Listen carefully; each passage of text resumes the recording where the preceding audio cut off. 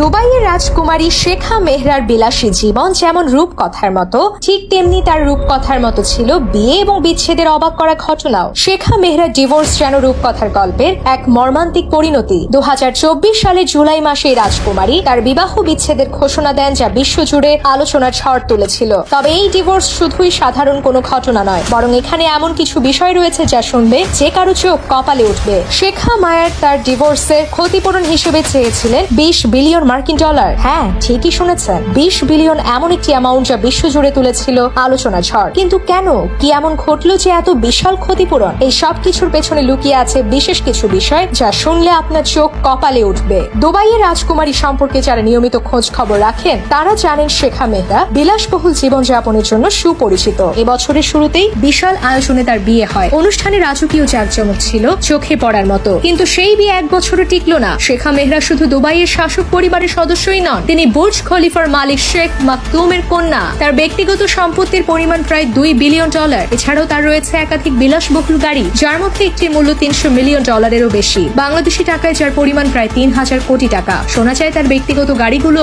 স্বর্ণ দিয়ে মোড়ানো। কিন্তু এত প্রাচুর্য সত্ত্বেও শেখা মেহরা ডিভোর্সের পথে হেঁটেছেন এবং চেয়েছেন আকাশ ছোঁয়া খোরপোশ। দুবাইয়ের রাজকুমারী শেখা মেহরার বিয়ে হয়েছিল তার চাচাতো ভাইয়ের সঙ্গে।